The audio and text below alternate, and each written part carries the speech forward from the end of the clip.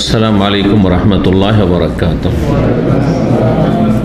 इन्नल हम्दुलिल्लाह नहमदुहु व नस्तईनुहु व नस्तगफिरुहु व नऊज़ु बिल्लाहि मिन शुरूरि अनफुसिना व मिन सय्यिआति अमालिना मन यहदिहिल्लाहु फला मुदिल्ल लहु व मन युद्लिल फला हादिय लहु व अशहदु अन ला इलाहा इल्लल्लाहु वहदहु ला शरीका लहु व अशहदु अन्न मुहम्मदन अब्दुहु व रसूलुहु सल्लल्लाहु तआला अलैहि व अला आलिहि व सहबिहि व सल्लम तस्लीमान कसीरा। अम्मा बाद। सम्मानित दीनी भातृमंडলী, আল্লাহ রাব্বুল আলামিনের প্রশংসা এবং প্রিয় নবী সাল্লাল্লাহু আলাইহি সাল্লামের উপর সালাত ও সালামের পর আজ 18ই মুহররম 1444 হিজরি মোতাবেক 16ই আগস্ট 2022 আমাদের ধারাবাহিক সাপ্তাহিক আলোচনা প্রতি মঙ্গলবারে এই বছরের হচ্ছে সংক্ষিপ্ত জাদুল মাদ প্রসিদ্ধ কিতাব ইমাম ইবনুল কাইয়িম রাহিমাহুল্লাহ তার কিতাবের সংক্ষিপ্ত করেছেন একটি ছোট্ট খণ্ডে ইমাম শাইখুল ইসলাম মুহাম্মদ ইবনে আব্দুল ওয়াহাব রাহিমাহুমুল্লাহ জামিয়ান। আমাদের আলোচনা শুরু থেকে 5টি পর্ব হয়েছে। আজকে পর্ব নম্বর 6। বিষয়বস্তু সালাতের ওপরই চলে আসছে। রাসূলুল্লাহ সাল্লাল্লাহু আলাইহি ওয়াসাল্লামের আদর্শ, সালাতের ক্ষেত্রে রাসূলুল্লাহ সাল্লাল্লাহু আলাইহি ওয়াসাল্লামের আদর্শ। জাদুল মাদের বিষয়বস্তু হচ্ছে নবী সাল্লাল্লাহু আলাইহি ওয়াসাল্লামের ইবাদত বন্দেগীর ক্ষেত্রে আদর্শ, পবিত্রতা থেকে শুরু করে এখন সালাত আর তারপরে অন্যান্য বিষয়গুলি, যাকাত, সাদাকা, সিয়াম, হজ, এসবগুলি আসবে ইনশাআল্লাহ। আল্লাহ পুরা করার তৌফিক দান করেন। তো আজকে যে বিষয়টি আলোচনা হবে সেটা হচ্ছে সেজদার পরের বিষয়, সেজদা থেকে উঠে বসা। এর আগে সেজদা সম্পর্কে রাসূলুল্লাহ সাল্লাল্লাহু আলাইহি ওয়াসাল্লামের আদর্শ, সেজদার ক্ষেত্রে রাসূলুল্লাহ আদর্শ পর্ব নম্বর 5 আলোচনা হয়েছে এবং সেজদার পদ্ধতি আর সেজদাতে যেসব দোয়া, জিকির ইত্যাদি রয়েছে সেসব নিয়ে আলোচনা হয়েছে। বলছেন লেখক, সুম্মা ইয়ারফাউ রাসাহু মুকাব্বিরান, অতঃপর মাথা উঠাবে তাকবীর দিয়ে। সিজদা থেকে মাথা উঠাবেন আল্লাহু আকবার তাকবীর দিয়ে। গায়রা রাফিন ইয়াদাইহি, কিন্তু হাত উত্তোলন করবেন না। যেমন রুকু থেকে যখন মাথা উঠিয়েছেন তখন কি বলেছেন? প্রথম কথা তাকবীর বলেননি, কি বলেছেন?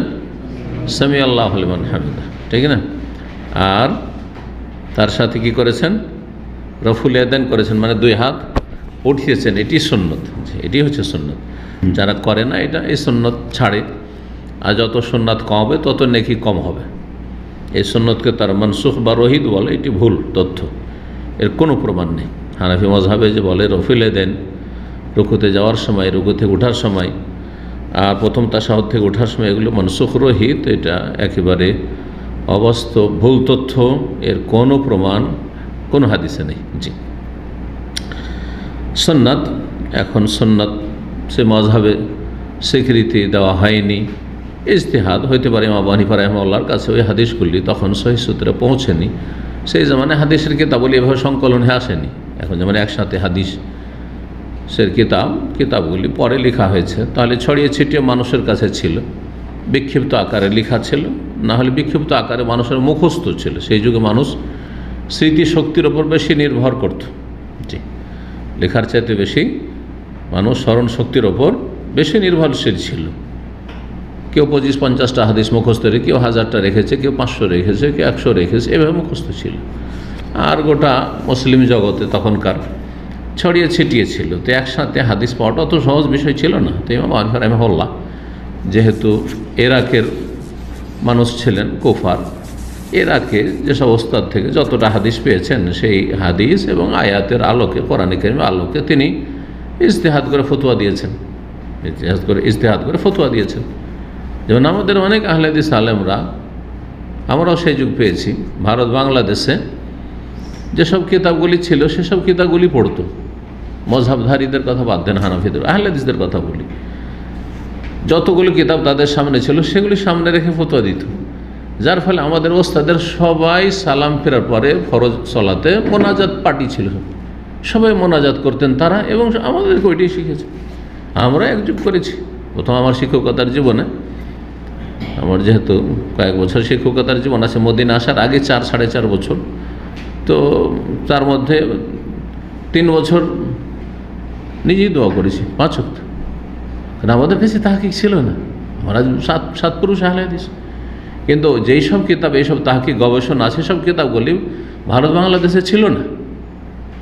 যখন আস্তে আস্তে এই কিতাবগুলি পৌঁছিল, এই কিতাবগুলি আরব দেশে এসে যারা পড়ে গেল তারা নিয়ে গেল, অথবা এরা আরব দেশে যারা লেখাপড়া করে গেল তারা মশলাগুলি বলল, তখন মানুষের একটু টনক পড়লো যে দেখি তো বিষয়টা চিন্তা করে তো আসছে মোনাজাত, কিন্তু কোন হাদিস আছে? হাদিস তো খুঁজে পাই না। কোনো একটি হাদিসও নেই যে নবী সাল্লাল্লাহু আলাইহি সাল্লাম ফরজ সালাতের পরে দোয়া করছেন আর সাহাবীরা আমিন আমিন বলছেন। কোনো সহিহ হাদিস নেই, কোনো সহিহ হাদিস নেই, একটিও নেই।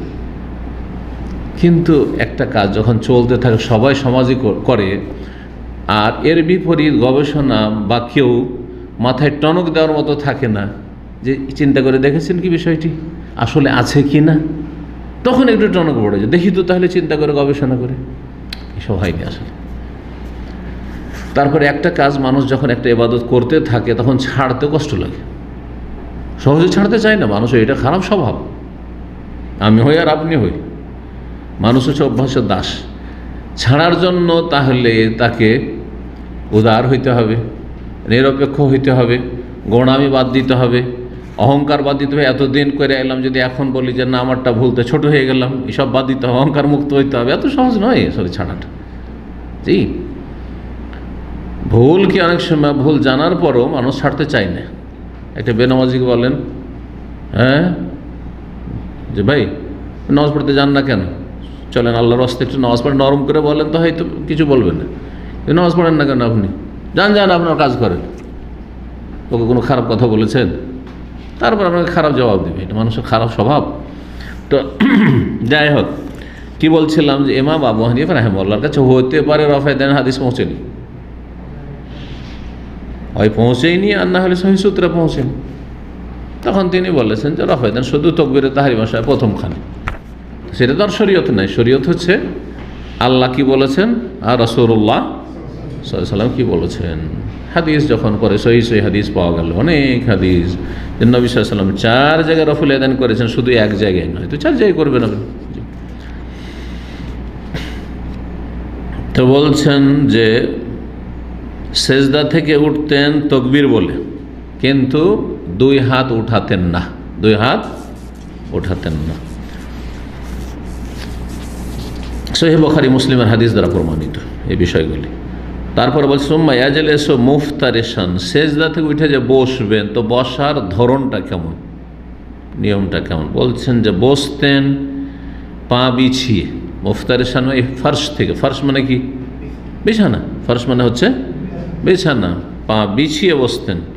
কোন পা বিছাইতেন? বলছেন ইয়াফতারিশু রিজলাহুল ইউসরা, বাম পা বিছিয়ে, বাম পা বিছিয়ে পায়ের ওপর নিতম্ব ভর দিয়ে বসতেন। ওয়াজলিসু আলাইহা, এবং বাম পায়ের ওপর বসতেন। আশা করি বুঝতে পারছেন, দেখাবার কোনো প্রয়োজন নেই, এরকম করে বসেন সাধারণত প্রথম তাশাহুদে বিশেষ করে। ওয়ায়ানসিবুল ইয়ুমনা, ডানটাকে কি করতেন? ডানটাকে কি করেন? খাড়া রাখতেন। নাসাব ইয়ানসিব মানে দাঁড় করে রাখা, দাঁড় করে রাখা, দাঁড় করে রাখতেন। হাদিস বিভিন্ন হাদিস রয়েছে। আল্লামা আলবানী রাহিমাহুল্লাহ তাআলা প্রসিদ্ধ কিতাব তার সিফাতুস সালাতিন নবী সাল্লাল্লাহু আলাইহি ওয়াসাল্লাম, এগুলো নিয়ে এসছেন 118 পৃষ্ঠায়। তাহলে এটা হলো, এখনও কিন্তু তাশাহুদে যায়নি, 2 সিজদার মাঝখানের বসার কথা চলছে কিন্তু, হ্যাঁ ভুল করবেন, তাই না? 2 সিজদার মাঝখানে যে বসবেন, বাম পা বিছিয়ে ওতে ভর দিয়ে আর ডান পা দাঁড় করে। তাহলে বোঝা গেল যে যারা তাড়াহুড়া করে সিজদা করে বা সালাত আদায় করে, পাগুলোকে দাঁড় করে রাখে একটা সিজদা করে, আর তারপরে আবার সিজদা চলে যায়, এটা সুন্নতের খেলাফ। এভাবে চলবেন না, বসতে হবে, বসতে হবে। ওয়াদাউ ইয়াদাইহি আলা ফাখিদাইহি, যখন বসবেন 2 সিজদার মাঝখানে 2টো হাত কোথায় থাকবে? বলছেন 2 রানের ওপর, 2 রান অরুর ওপর থাকবে। ওয়াজআলু হাদ্দা মিরফাকাইহি আলা ফাখিদাইহি, আচ্ছা হাত যে রাখবেন, তো হাত রাখা তো বিভিন্ন লোক বিভিন্ন রকম করে রাখেন। হাতটা যখন রাখবেন, হাত তো রানের ওপর রাখলেন এইভাবে, ঠিক আছে, এইভাবে রানের উপর রাখলেন, এই কনুই যেটা মেরফাক কনুই, কনুইয়ের শেষ ভাগ, এই যে কনুই, কনুই কোথায় শেষ হচ্ছে? এখানে, এই যে হাড্ডির জোড়, হ্যাঁ, এই কনুর শেষ ভাগটা এইরকম করে রাখবেন, হ্যাঁ, নাকি এইরকম করে রাখবেন? কোনটা রাখবেন? এরকম করে? হ্যাঁ হ্যাঁ, কোথায় রাখতে হবে? রানের শেষ ভাগে, রানের শেষ দিকে, রানের হাঁটুর কাছে যে রান, হাঁটুর পরে যে রান শুরু হলো ওখানে থাকবে 2 হাত। আর আপনার কনুইয়ের শেষ ভাগটা কোথায় থাকবে? রানের যে ওপর দিক রয়েছে সেখানে। তাই বলছেন ওয়াজ আলু হাদ্দা মিরফাকাইহি, আর 2 কনুইয়ের সীমানাকে করবে আলা ফাখিদাইহি, 2 কনুইয়ের সীমানাকে রাখবে কোথায়? আলা ফাখিদাইহি, মানে করবে আর কি, রেখে দেবে না, করবে, রাখবে কোথায়? আলা ফাখিদাইহি, 2 রানের ওপর। তাহলে এইভাবে রাখবে না, অনেকে এই করছেন না, এরকম করে না। ওয়াতারফা ইয়াদি আলা রুকবাতাইহি, আর 2 হাতের অগ্রভাগ, এই যে হাতের অগ্রভাগ, হাতের অগ্রভাগ, 2 হাতের অগ্রভাগ হবে কোথায়? আলা রুকবাতাইহি, 2 হাঁটুর ওপর, হাঁটুর ওপর, হাঁটু থেকে নিচে নামিয়ে দেবেন না, রান থেকে নিয়ে হাঁটু পর্যন্ত। এই হাদিসগুলি মুসনাদ আহমদে আছে, আবু দাউদে আছে, নাসাইতে আছে। আল্লামা আলবানী সহিহ আবু দাউদ হাদিসগুলিকে সহিহ বলেছেন। তারপরে কি করবো? কাম্বাজা ইসনাইন মিন আসাবেহি, এই 2 সিজদার মাঝখানের বৈঠককে 2টো আঙ্গুলকে মোড়াবেন। এটার নাম কি? হ্যাঁ, না, এটা কনিষ্ঠ, এটা হচ্ছে অনামিকা। নাম জানা আছে? হ্যাঁ, অধিকাংশ লোক বাংলাতে নাম জানেন না, তো অন্য ভাষায় আর কি জানেন। ফিনস্তের আর বিনস্তের, কনিষ্ঠা ছোট আর অনামিকা, এই 2টোকে কি করবেন? মোড়াবেন, 2টোকে মোড়াবেন। 2টোকে মোড়ার পরে কি করতে হবে? ও হালাকাতান, আর গোলাকার করবেন, হালাকা বানাবেন। হালাকা মানে গোলাকার করা, এই দিয়ে গোলাকার। মধ্যমা আর বৃদ্ধাঙ্গুলি দিয়ে কি করবেন? গোলাকার। 2টো মোড়ালেন, আর মধ্যম যে আঙ্গুলটা আছে আর বৃদ্ধাঙ্গুলি, 2টো দিয়ে গোল করলেন, এইরকম হালাকা তৈরি করলেন। আর এইটা কী করতে হবে? তাশাহুদের, এটা দাঁড়িয়ে থাকবে, এইটা এরকম থাকবে, খোলা থাকবে।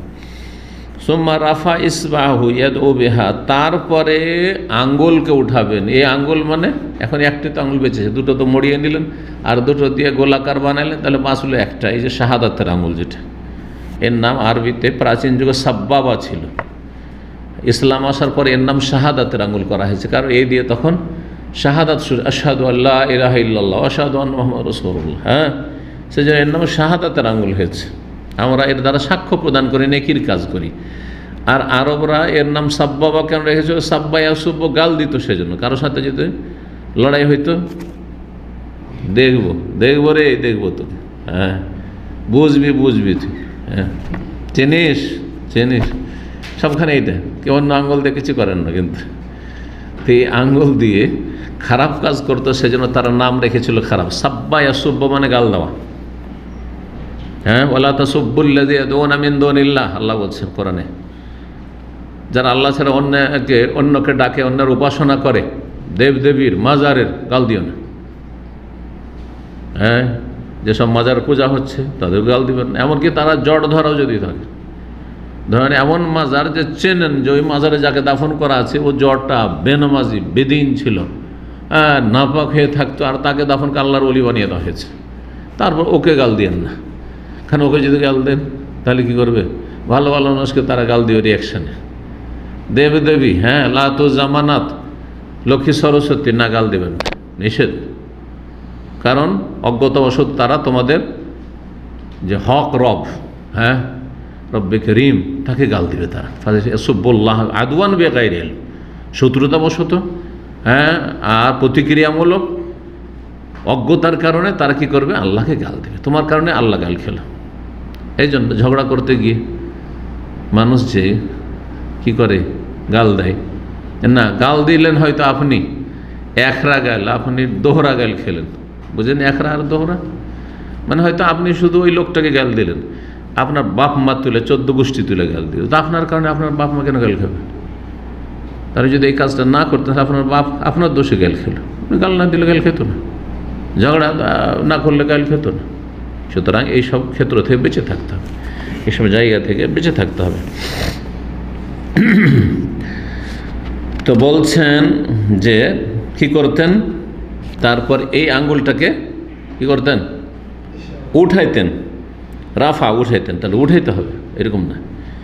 ইয়াদু বিহা কি করতেন, সেটা দিয়ে দোয়া করতেন। দোয়া করা যেমন জবান দেওয়া হয়, হ্যাঁ, তেমন কথার দ্বারা, তেমনি অঙ্গ প্রত্যঙ্গ দিয়ে দোয়া করা, এটা দিয়েও দোয়া করা।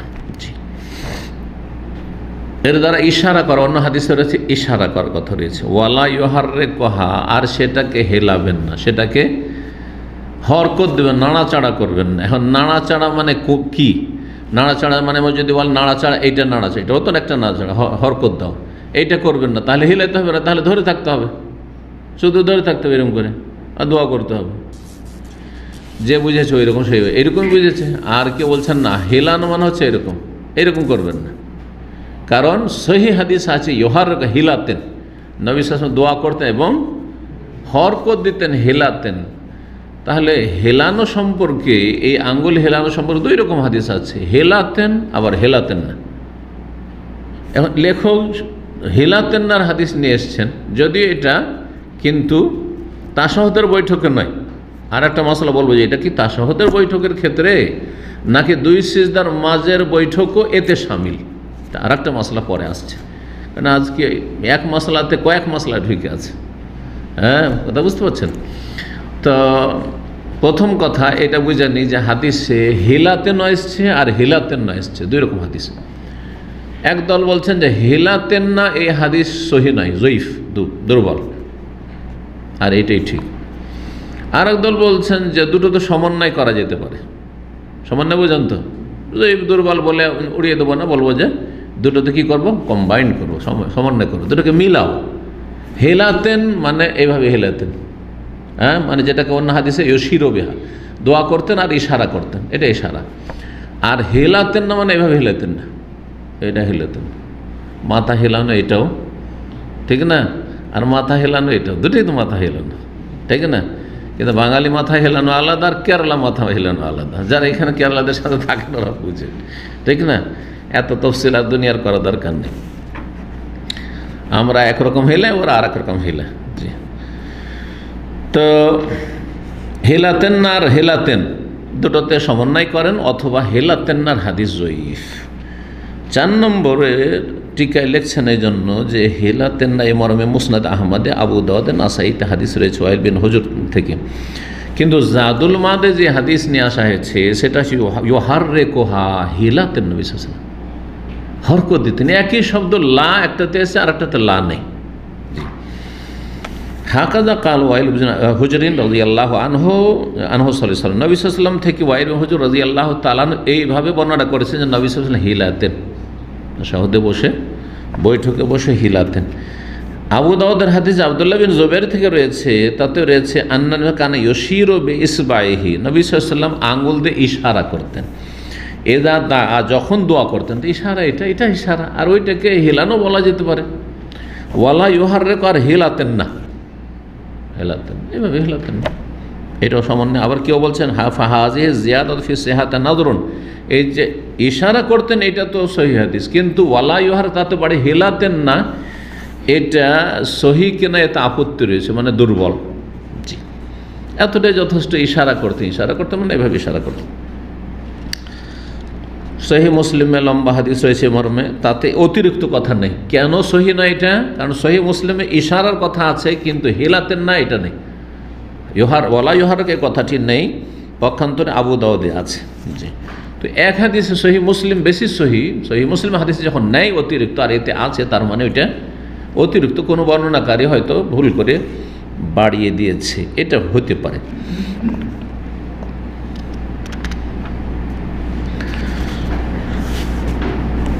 এখন আর একটা মশলা আছে, যেটা বলছিলাম যে এই যে আপনার দুটো আঙ্গুলকে এইভাবে মোড়ানো, আর তারপরে মধ্যমা আর বৃদ্ধা আঙ্গুলি দিয়ে গোলাকার করা, দায়রা করা, আর তারপরে ইশারা করা, এটা কি দুই সিজদার মাঝখানে নাকি শুধু প্রথম তাশাহুদ আর দ্বিতীয় তাশাহুদ?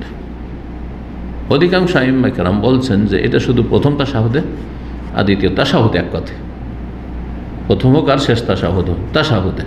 তো দুই সিজদার মাঝখানের বসাটি অল্প সময়ের বসা, আর তাতে বিশেষ ছোট্ট দোয়া রয়েছে দুই রকমের, এতে এটা নেই, এতে এইভাবে করার প্রয়োজন নেই, বড় রানেই রাখবেন, এইভাবে যেটা তরিকা এটা নেই, আর এতে ইশারা করাও নেই।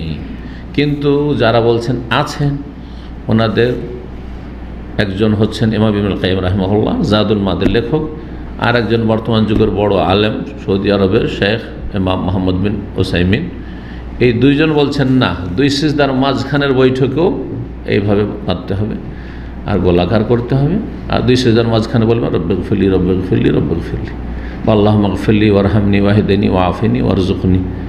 আর কি শব্দ আছে বলতে পারেন? হ্যাঁ,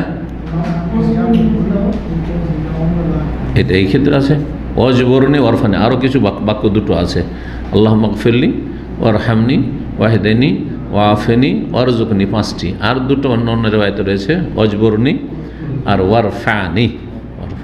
জি, তো ওই দুটো মিলিয়ে যদি সবগুলি বলেন 7টি তাও ঠিক আছে। আর প্রসিদ্ধ যেটি হাদিস সেটি হচ্ছে যেটা আগে বললাম।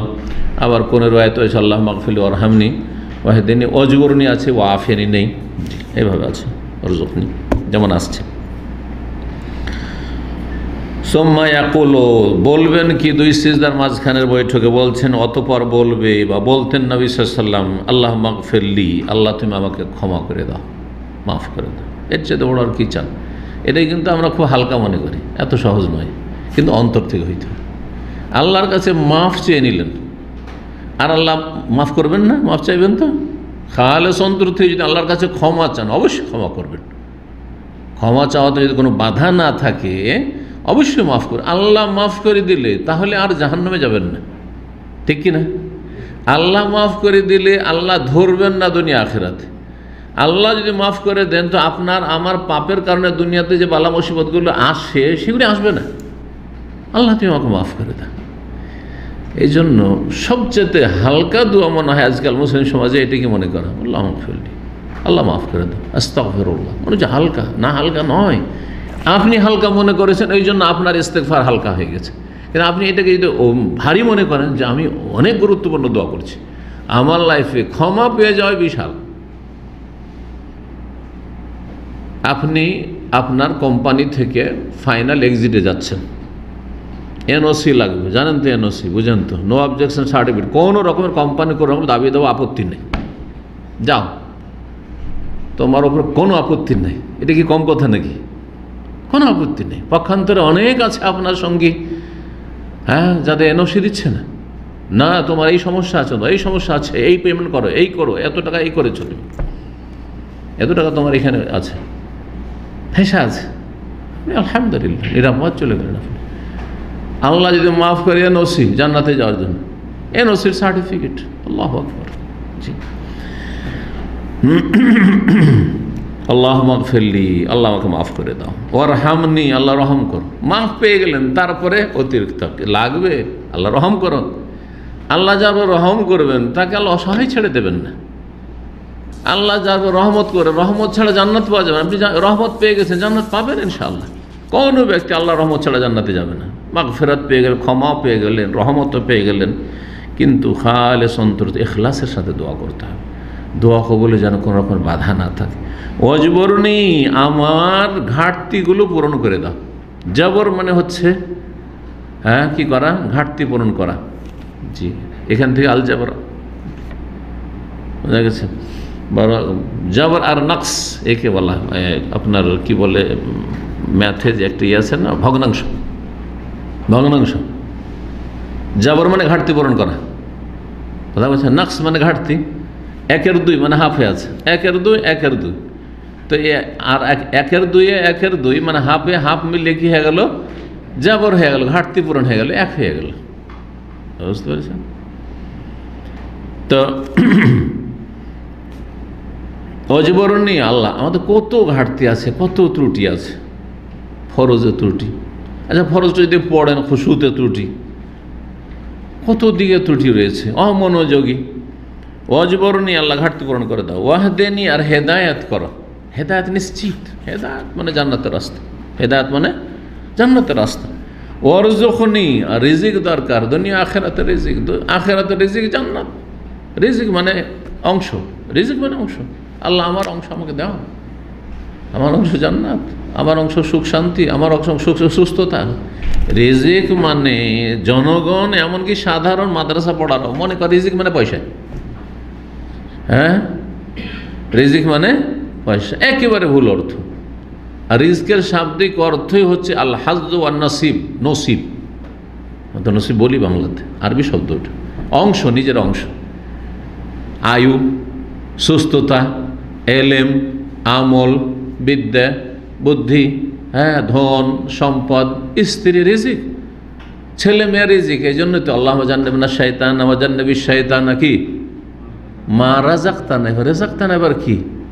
স্বামী স্ত্রী সহজ করে পয়সা কোথায় পাওয়া যায়? মা রাজাক্তানা মানে রিজিক ওই ছেলে মেয়ের জরুরিয়া, যা আমাকে দেবে। যে শয়তানকে দূরে রাখো তা থেকে, আমাদের থেকেও, আর যা আমাদেরকে দেবে ছেলে মেয়ে, ছেলে মেয়ে রিস্ক, জি, বরং উত্তম রিস্ক।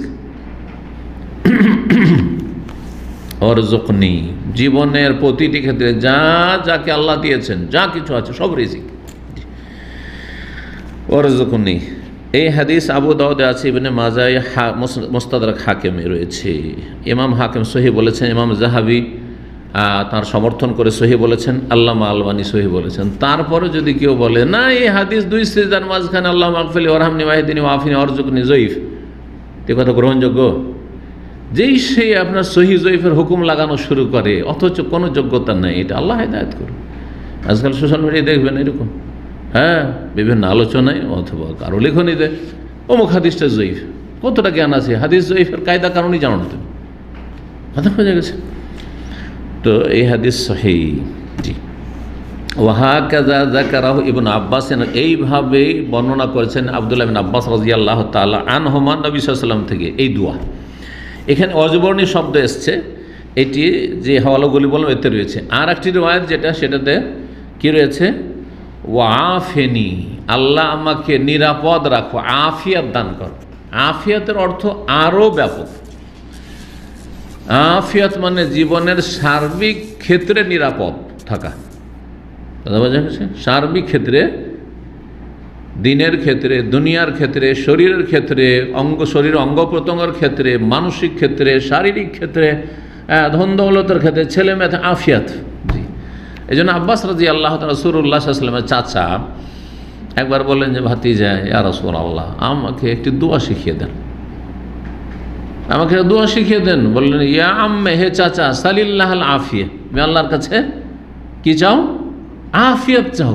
আফিয়াত, রাস্তাঘাটে, ঘরে বাইরে, সব জায়গায় আফিয়াত।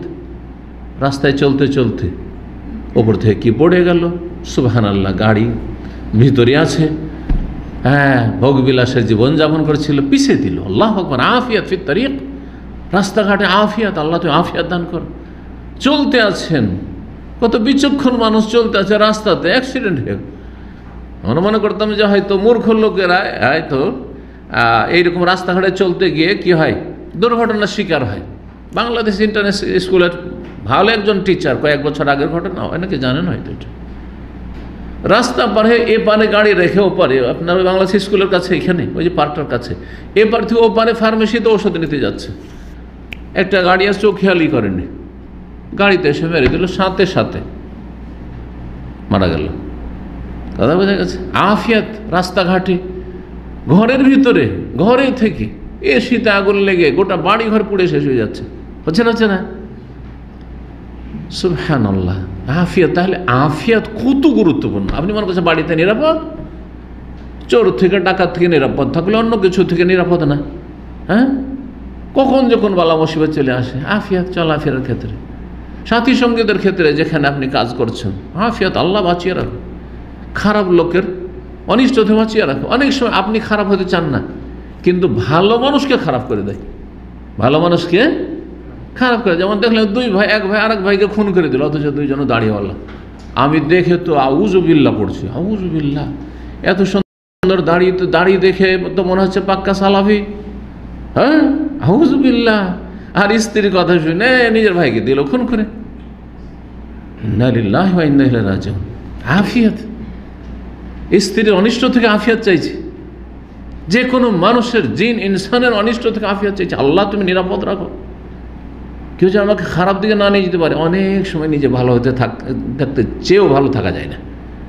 আফিয়াত, আল্লাহ যদি আফিয়াত দেন তাহলে আপনি থাকতে পারবেন। আপনাকে ঝামেলা বাঁধাতে চায় আপনার সাথে, জবরদস্তি আপনাকে ওই রকম জায়গায় নিয়ে যাবে যেখানে আপনার পরিস্থিতি খারাপ হয়ে মারামারি হয়ে যাবে। না, আল্লাহ আফিয়াতে রাখো। এই দোয়াগুলি অত্যন্ত গুরুত্বপূর্ণ দোয়া, কিন্তু ওই মন মানসিকতা নিয়ে দোয়া করতে হবে। আল্লাহ আমি কারো খারাপ করব না, কেউ যেন আমার খারাপ না করতে পারে, কেউ যেন আমার খারাপ না করতে পারে। আফিয়াত, আল্লাহ হেফাজত করুন। ওয়ারফানি মানে আল্লাহ আমাকে ওপরে উঠাও। সবাই ওপরে উঠতে চায়, জান্নাতে ওপরে উঠতে চায়, নেকির ক্ষেত্রে ওপরে উঠতে চায় একজন ভালো মানুষ। দুনিয়া তো কেউ ওপরে উঠতে চায় না। হ্যাঁ, পার্থক্য যে যারা পেট পূজারি শুধু পয়সা দিয়ে ওপরে উঠতে চায়, হ্যাঁ, গাড়ি বাড়ির নারী তাদের ফিকির, আর একজন জ্ঞানী মানুষ এগুলোর সুখ শান্তি চায়, কিন্তু এক নম্বরে ইমান আমলে জান্নাতে আল্লাহ রবের কাছে ওপরে উঠতে। ওরফানি, আল্লাহ ওপরে উঠাও, ওপরে মর্যাদা দাও। আম্বিয়া সিদ্দিকিন সুহাদা সলিহিনদের সাথে, ভালোদের সাথে আল্লাহ ওপরে উঠাও। আর তারপরে এলম দাও, আল্লাহ এলমের ক্ষেত্রে ওপরে উঠান, এলমের ক্ষেত্রে আল্লাহ ওপরে উঠাও। জি, দাওয়াতের ক্ষেত্রে আল্লাহ ওপরে উঠাও আমাকে। ওরফানি, অত্যন্ত ব্যাপক দোয়াগুলি, কথা ছোট ছোট। আল্লাহ মাগফিরলি ওয়ারহামনি ওয়াহদিনি ওয়াআফনি ওয়ারযুকনি ওয়াজবরনি ওয়ারফানি। ছোট ছোট দোয়া, কয়েক সেকেন্ড মাত্র লাগলো, কিন্তু কতগুলি জিনিস বা কত গুরুত্বপূর্ণ বিষয়গুলি চাইলেন যদি বুঝে চান। এই জন্য বুঝে সালাত আদায় করা, বুঝে দোয়া পড়া, অর্থ অনুধাবন করে, আর না বুঝ বান্দা শুধু মন্ত্র পড়াতে আসমান জমিনের পার্থক্য রয়েছে। আল্লাহ আমাদেরকে বুঝার তৌফিক দান করেন। ইলম শেখার ক্ষেত্রে আল্লাহ রাব্বুল আমাদেরকে যেন আগ্রহী করে দেন।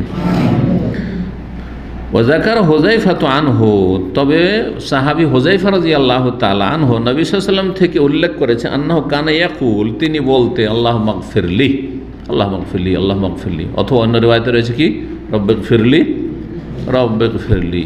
যত দোয়া কোরআন হাদিসে রয়েছে হয় আল্লাহুম্মা দিয়ে, আর না হলে রব্বে বা রব্বানা দিয়ে। রব্বে এক বচন, রব্বি ছিল আসলে, আর রব্বানা হে আমাদের রব।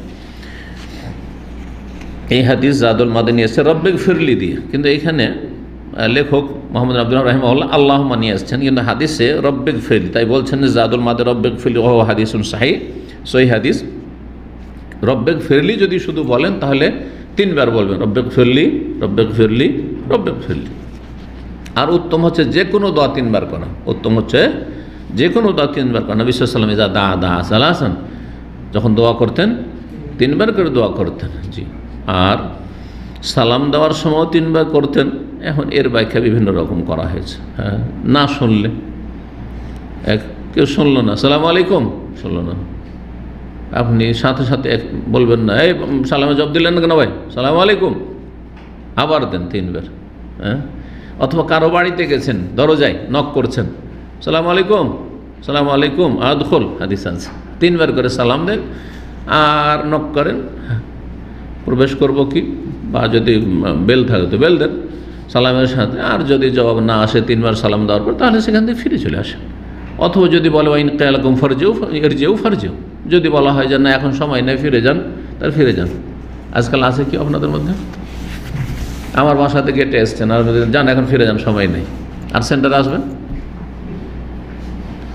মানে বুকে হাত রেখে বলতে হবে, মানে এখন মাসলা বলছি সেই জন্য নয়। মন মানসিকতাটা আমাদের কত সংকীর্ণ হয়েছে। এটা কোরআন সূরা নূরের আয়াতে আল্লাহ বলছেন, ওয়াইন কিলা লাকুম মুরজিউ ফারজিউ। আপনার নিজের মায়ের পেটের ভাইয়ের বাড়ি গেছেন, আর গেটে বলছে যে এখন সময় নেই ভাই, এখন রেস্টের সময় তুমি যাও, ঘুরে আসো, পরে আসো। জীবনে সম্পর্ক রাখবেন না মনে হয়। আর যদি ভাইয়ের স্ত্রী যদি বলে, তাহলে তো কি যে করবেন মনে হয়, ফিতনা ফাসাদ লাগিয়ে দেবেন। না, ওর বাপের বাড়ি, হ্যাঁ, আমার ভাইয়ের বাড়িতে আমাকে ঢুকতে দেবে না, ওই এরকম কথা। হ্যাঁ, অথচ কোরআন শিখিয়েছে। সুবহানাল্লাহ। নবী সাল্লাল্লাহু আলাইহি ওয়াসাল্লামের চরিত্র কি ছিল? কি ছিল? কোরআন। কানা খুলুকুহু সাল্লাল্লাহু আলাইহি ওয়াসাল্লাম আল কোরআন, কোরআনের বাস্তবায়ন। কোরআন মানে কি? কোরআনের প্রতি আমল করা। আমি তো ওইটাই বলছি। কোরআন বলছে ফিরে যাও, ফিরে যাও। অফিসের উদাহরণ দিই, অফিসে আছি, ব্যস্ত আছি, আর যদি আসে সালাম আলাইকুম, একটু কথা বলতে চাই, যান ফিরে যান, পরে আসবেন। বলবেন খুব অহংকারী লোক, ফতোয়া দিয়ে দিবেন, ঠিক না? অথচ আপনি বুঝবেন না যে আমি কোন ব্যস্ততাতে আছি, অথবা এটা শরীয়ত আমাকে অধিকার দিয়েছে, এটা আপনাকেও দিয়েছে, আপনাকেও দিয়েছে। আমি যদি ক্লিনিকে যাই আর যদি ভিড় থাকে আর ডাক্তার বলে যে এখন ফিরে যান, এখন সময় হয় না, এখন আমার সময় হয়ে গেছে উঠার, তাই ঝগড়া লেগে দেবো নাকি? ঠিক ওই রকমই। জি।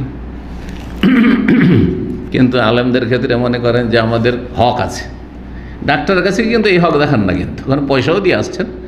হ্যাঁ, আর তারপরে যদি বলে না না ফিরে যান, কালকে আসবেন, এখন সময় নেই, সোজা হয়ে আসবেন, কারণ শরীরটা সুস্থ করতে হবে। কিন্তু ইমানটা সুস্থ করতে হবে, এলেম শিখতে হবে, আর শিরক কুফরি থেকে বাঁচতে হবে, অজ্ঞতা দূর করা ফরজ। সুতরাং শেখ যদি বলে যান এখন ফিরে যান, পরে আসবেন, না জীবনেও যাব না, শিখে আর না শিখে জাহিল হয়ে মরবো, কথা বোঝা গেছে।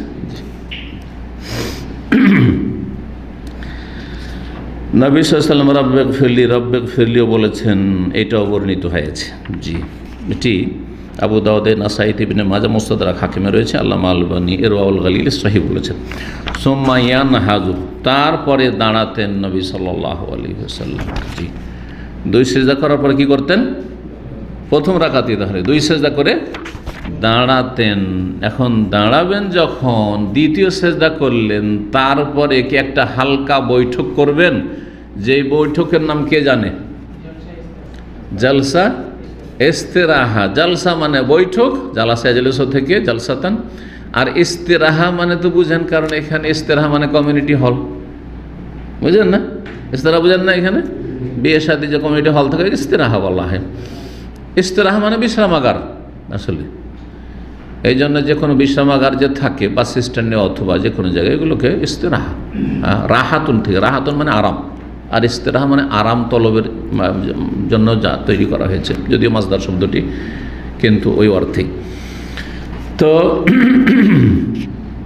জালসা ইস্তিরাহা সহিহ বুখারীর হাদিস দ্বারা প্রমাণিত।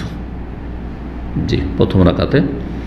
আর তৃতীয় রাকাতে যখন উঠবেন তখন একটা হালকা বৈঠক দেবেন, কিন্তু সেই বৈঠকে কোনো জিকির দোয়া নেই, বসবেন আর তারপরে উঠে যাবেন।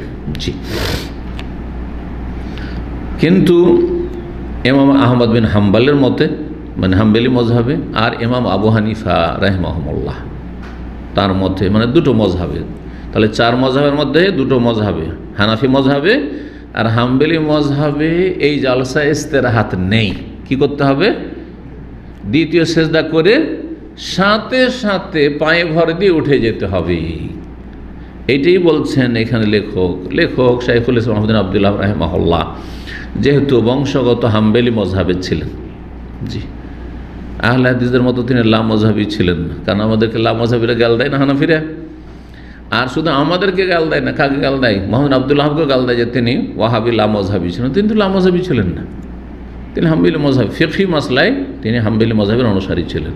আকিদায় তিনি সালাফি আকিদা মানহাজের অনুসারী, যেমন হানাবেলা আর যেমন আহলে হাদিস সালাফিরা। কিন্তু সাধারণত ফিকহি মাসলা মাসাইলে তিনি হাম্বলি একজন আলেম ছিলেন, তার বাবা হাম্বলি বড় ফাকিহ ছিলেন, এবং তিনি হাম্বলি মজহাবেই লালিত পালিত হয়েছেন। যদিও ধরেন কিছু মাসলা মাসাইলে ভিন্ন মত থাকতে পারে, কিন্তু মূলত তিনি হাম্বলি মজহাবের ছিলেন। যখন মোহাম্মদ আব্দুল্লাহ রাহিমাহুল্লাহ হাম্বলি মজহাবে ছিলেন, তাহলে তার সম্পর্কে বেদাতপন্থী ভারতের যারা, তারা এবং ব্রিটিশরা যে বলছেন নতুন ধর্ম সে নিয়ে এসছে, কোথায় নতুন ধর্ম নিয়ে আসলো? নতুন মজহাবও নিয়ে আসেন। বেদাতি হানাফিরা লিখেছে মোহাম্মদ আব্দুল্লাহ রাহিমাহুল্লাহ সম্পর্কে এসেছে পঞ্চম মজহাব নিয়ে এসছে। কোথায় পঞ্চম মজহাব? তো হাম্বলি মজহাবেরই লোক, তো কোথায় পঞ্চম মজহাব নিয়ে আসলো? কথা বুঝতে পারছেন কি না? তাহলে এই তহমত বা অপবাদ একেবারে ডাহা, মিথ্যা।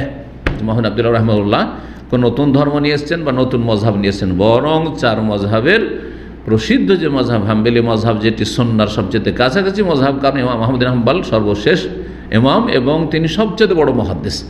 তার বিশাল মুসনাদ আহমদ হাদিসের কিতাব, 30,000 বেশি হাদিস। তো তিনি সেই মজহাবের অনুসারী ছিলেন, কিন্তু অন্ধ মোকাল্লেদ ছিলেন না, অন্ধ মোকাল্লেদ ছিলেন না। মজহাবের ফিকহ মাসাইল ফলো করতেন। তো যেহেতু হাম্বলি মজহাবে কি রয়েছে বললাম, জালসা ইস্তেরাহাত নেই, এই ইস্তেরাহার বৈঠকটা নেই, উঠে যেতে হবে। তাই বলছেন যে তারপরে নবী সাল্লাল্লাহু আলাইহি ওয়াসাল্লাম উঠে যেতেন বা উঠে যাবে আলা সুদুরে কাদমাইহি, দুই পায়ে এবং দুই হাঁটুতে ভর দিয়ে, দুই পায়ে আর দুই হাঁটুতে ভর দিয়ে সাথে সাথে উঠে যাবে। না একজন দেখাইতে পারবে এখানে দোলা টোলা নেই, আল্লাহ তাড়াতাড়ি ঘুমাচ্ছে, এ আল্লাহ যে যে ঘুমাচ্ছে ওকে জাগিয়ে দেন, আশেপাশে দেখেন। এই যে ওই যে পায়ের এড়িতে ভর দিয়ে আর হাঁটুতে ভর দিয়ে কি করলেন, উঠে গেলেন। এইটা হচ্ছে হাম্বলি মজহাব আর এটা হচ্ছে হানাফি মজহাব। আর আরেকটা যেটা শাফি মজহাব আর আহলে হাদিস সালাফিদের মত, হ্যাঁ যেটা সেজদার পরে এই যে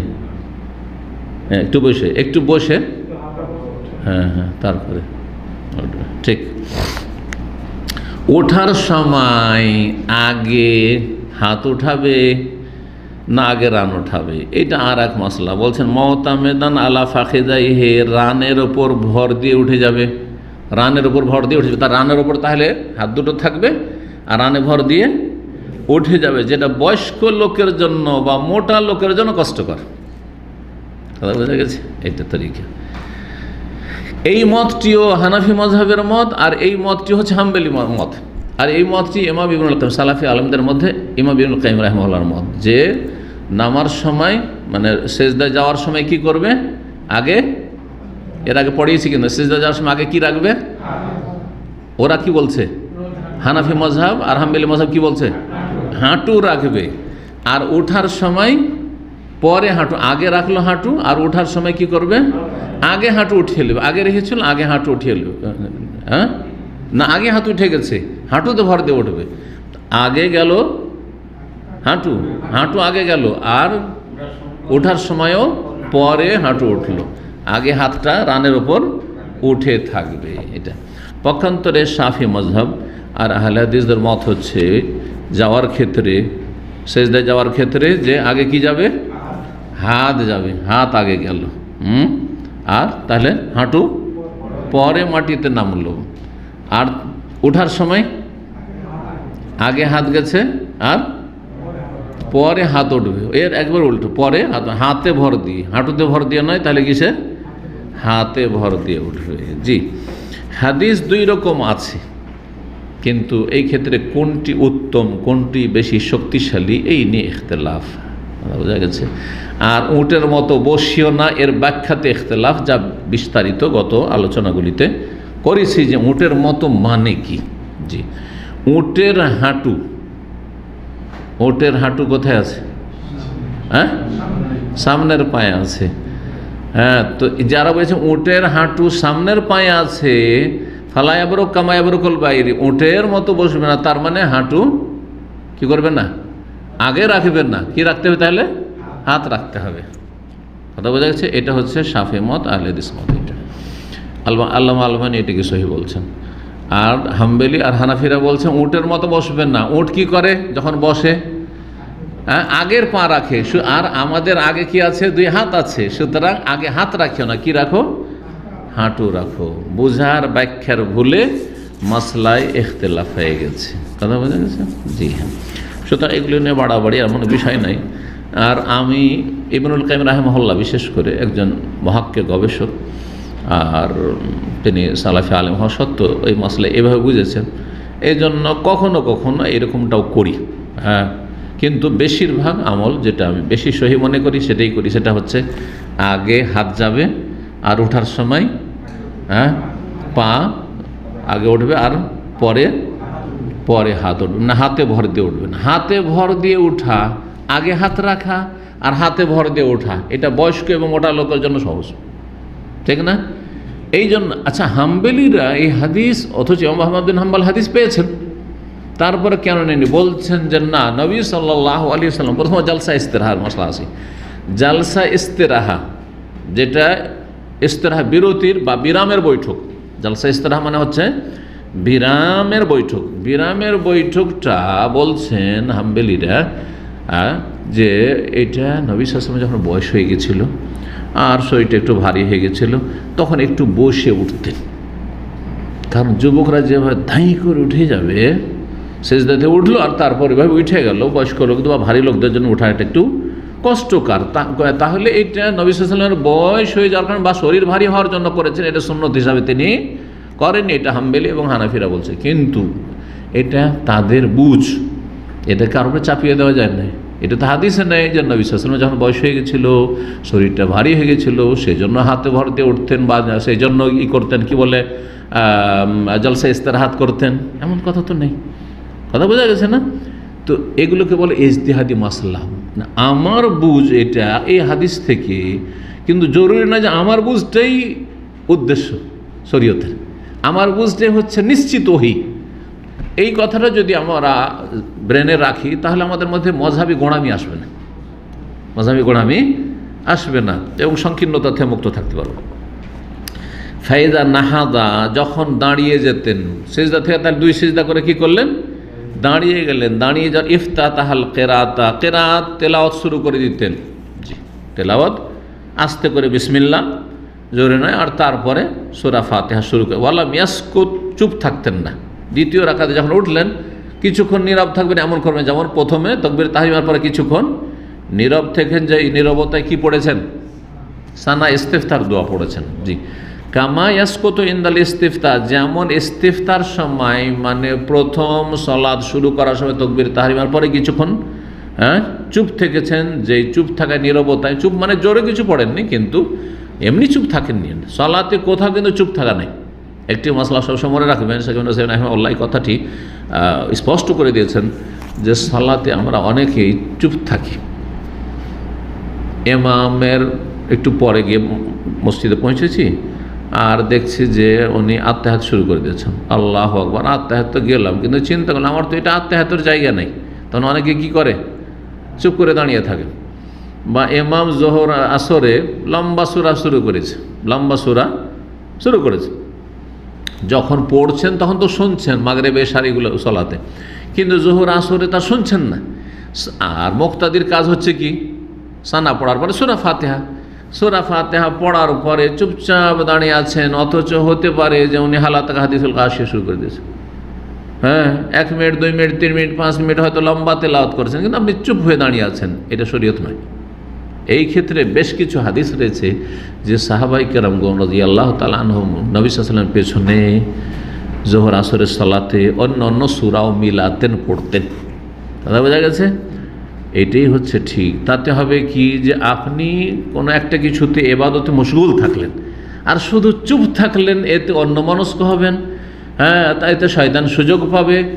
আর সালাত মানে কোনো না কোনো একটা ইবাদতে আছেন আপনি, শুধু শারীরিক ইবাদতে না, শারীরিক ইবাদতের সাথে সাথে বাচনিক ইবাদতে আছেন আপনি। সালাতে কিন্তু 2 রকম ইবাদত আছে, বরং 3 রকম ইবাদত আছে। একটা হচ্ছে অন্তরের ইবাদত, কলবি ইবাদত, যেটা হচ্ছে অন্তরের মনোযোগী খুশু। আর একটা হচ্ছে কর্মগত আমলগত ইবাদত, সেগুলো হচ্ছে অঙ্গ প্রত্যঙ্গ, দাঁড়ানো, রুকু, সেজদা, বৈঠক, এই যে করছেন এগুলো ইবাদত আপনার, এই যে রফায়দান করছেন ইবাদত। আর একটা হচ্ছে বাচনিক কথাগত ইবাদত, কথাগত সবসময় চলতে থাকে। হয় শুনবেন ইমামের যেটা শোনার, যেমন তেলাওয়াত সূরা ফাতিহা পড়ে নিয়ে শুনছেন, তখন শুনবেন, তাহলে আর পড়বেন না। আর যদি না শুনেন তাহলে কিছু না কিছু আপনি সূরা আয়াত পড়তে থাকবেন। এইরকমই আত্তাহাত শেষ তাশাহুদে, শেষ তাশাহুদে অনেকে আত্তাহাত পড়ে নিচ্ছেন, তারপর দুরূদ পড়ে নিয়েছেন। আর দোয়ায়ে মাসুরা মানে তো একটাই বা 2টা মুখস্থ আছে, হ্যাঁ, ওই 2টো পড়ে নিয়ে চুপচাপ বসে আছেন। অথচ ইমাম হয়তো খুব পরেজগার মানুষ, সুন্নতি তরিকায় পড়ে, হ্যাঁ, যদিও আজকাল পাওয়াটা খুব মুশকিলই আছে। তো দেখা যাচ্ছে বেশ কিছু দোয়া ইমাম পড়তে আছে, ইমাম পড়তে আছে। আপনি ভাবছেন আমার তো কোর্স শেষ হয়ে গেছে। না, আপনি দোয়া পড়তে থাকেন, সালাম ফিরা পর্যন্ত আপনি দোয়া পড়তে থাকেন। এটা হচ্ছে তরিকা, চুপ থাকবেন না। জি, আজকে আলোচনার ব্যাখ্যা লম্বা হয়ে গেছে, সুতরাং আমরা মনে হয় আর বেশি এগিয়ে যেতে পারবো না। আর একটু আলোচনা করে নিই, সেটা হচ্ছে সুম্মা ইউসাল্লি সানিয়া কাল উলা। 1 রাকাত হয়েছিল, তাই না? দ্বিতীয় রাকাতটা প্রথম রাকাতের মতোই আদায় করবেন। ইল্লা ফি আরবাতে আশিয়া, প্রথম রাকাত আর দ্বিতীয় রাকাতের মাঝে পার্থক্য হচ্ছে 4টি বিষয়। এটা একটা গুরুত্বপূর্ণ বিষয় আলোচনা করেছেন। চারটি ক্ষেত্রে প্রথম আর দ্বিতীয় রাকাতে কি আছে? পার্থক্য আছে। এক, সুকুত, নীরবতা।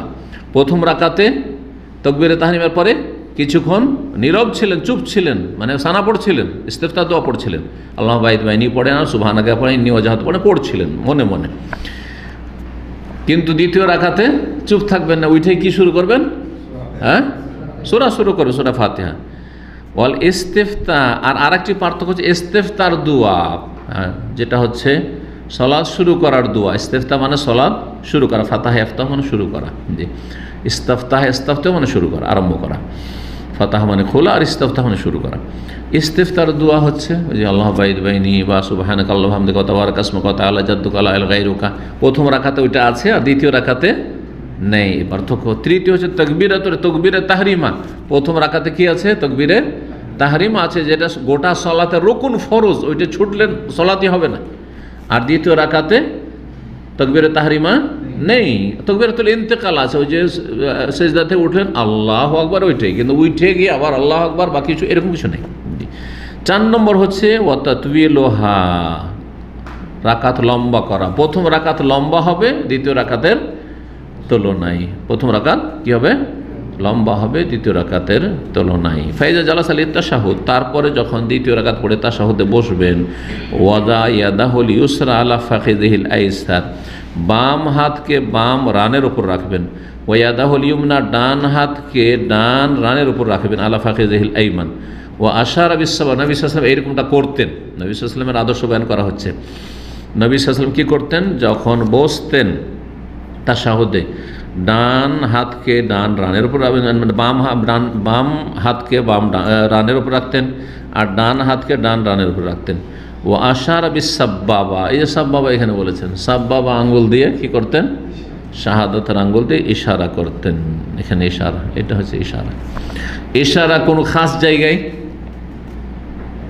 এগুলো সব ইজতিহাদ, কোনো দলিল নাই। যারা বলেছে বিশেষ একবার, প্রথম কথা একবার, আর বিশেষ জায়গায় বলছে কখন? বলছে আশহাদু, শাফি মাযহাব বলছে যখন আশহাদু বলছেন, মুখে বলছি আশহাদু, আর আঙ্গুলে বলছি আশহাদ, আশহাদুর সময়। আর হানাফি মাযহাব বলছেন না, হ্যাঁ, আশহাদু আল্লা ইলাহা ইল্লাল্লাহ, ইল্লাল্লাহর সময়। কথা বোঝা গেছে? এগুলো সব ইজতিহাদ, যে আচ্ছা আঙ্গুলটা কোন জায়গায় উঠানো উচিত। বলছে ইল্লাল্লাহ, যখন বলছি আল্লাহ এক, ইল্লাল্লাহ তখন এটা। আর কেউ বলছেন না, যখন আশহাদু আমি সাক্ষী দিচ্ছি মুখে, তখন এই আঙ্গুল দিয়েও সাক্ষী দিচ্ছি। কিন্তু কোনো দলিল নেই। দলিলে কি আছে? নবী সাল্লাল্লাহু আলাইহি ওয়াসাল্লাম দোয়া করতে থাকতেন আর ইশারা করতেন। আর এখানে যে সেগাটি রয়েছে মাজি ইস্তেমরারি, ইস্তেমরার মানে কন্টিনিউয়াস, যেটা টেন্স, একটা টেন্স আছে ইংলিশ গ্রামারে কি আছে? কন্টিনিউয়াস, হ্যাঁ, সেটা করতে থাকতেন, করতে থাকতেন, জি হ্যাঁ। তো ওইটা তাই বলছেন ইশারা করতেন। ওয়াকান লায়ান সেবহা নাসবান, সেটা করে খাড়া করে দিতেন না, এরকম একদম খাড়া করে, এরকম নাই। ওয়ালা ইয়কিমহা, সেটাকে দাঁড়ো করে দিতেন না এরকম, আর এইভাবে সোজাও এরকম করতেন না। বল ইয়াহনিহা শাইআন ইয়াসিরান, হালকা সেটাকে মুড়াতেন, এরকম ঝুঁকাইতেন, হালকা ঝুঁকাইতেন এরকম। এই হালকা ঝুঁকানোর যে এটা রয়েছে বর্ণনা, এখানে ফিকহি মাসাইল শেখ মুহাম্মদ আব্দুল ওয়াহাব রাহিমাহুল্লাহ বর্ণনা করেছেন। এই মর্মে যে দলিলটি রয়েছে সেটা জয়ীফ অবশ্য। ওয়ালা ইউহাররিকু, আর হিলাতেন না, মানে এরকম হিলাতেন না, হিলাতেন না। ও ইয়ারফাউহা, উঠাতেন, ইয়াদু বিহার দোয়া করতেন, উঠাইতেন, উঠিয়ে রাখতেন, আর কি করতেন? ইয়াদু বিহা, ওর দ্বারা দোয়া করতেন, জবানও দোয়া করছেন আর আঙুল দিয়েও দোয়া করছেন। আর কি করতেন? ওয়ারমি ওয়াসারাহু ইলাইহা, দৃষ্টি নিবদ্ধ রাখতেন এর উপর। দৃষ্টিটা কোথায় থাকবে? এই আঙ্গুলের দিকে থাকবে, যেটা রানের উপর আপনার রাখা আছে, এইটাই করতেন নবী সাল্লাল্লাহু আলাইহি ওয়াসাল্লাম। ওয়ায়াবসুতুল ইউসরা, বামটাকে, বাম হাত আপন জায়গায় থাকতো, রানের উপর এইভাবে রাখা থাকবে। ওয়াতাহামালু আলাইহা, আর বাম দিকে একটু কিন্তু ঝুঁকে, যখন বৈঠকে বসেন দেখবেন ডান দিকে তো বাম দিকে একটু মানুষ কি থাকে? ঝুঁকে থাকে। তো যখন বসবেন তখন তাশাহুদে এর উপরে যেন খানিকটা ভর আছে, বাম হাত রানের উপর দিয়ে ওর উপরে যেন খানিকটা ভর আছে, এইভাবে বসতেন। তারপর আলোচনা করে সেফাতু জুলুসি, বসার পদ্ধতি। এখানে আজকের আলোচনা শেষ করছি, যেহেতু দীর্ঘ সময় হয়ে গেছে। বাকি ইনশাআল্লাহ তাআলা আগামী দিনগুলোতে পুরা করব। আল্লাহ যেন তৌফিক দান করেন, আল্লাহ আপনাদেরকে ভালো রাখেন, এবং সমস্ত অনিষ্ট বালা মুসিবত থেকে আল্লাহ হেফাজতে রাখেন। সাল্লাল্লাহু সাল্লাম নবিয়ানা মুহাম্মদ ওয়া আলা আলিহি ওয়া সাহবিহি আজমাইন।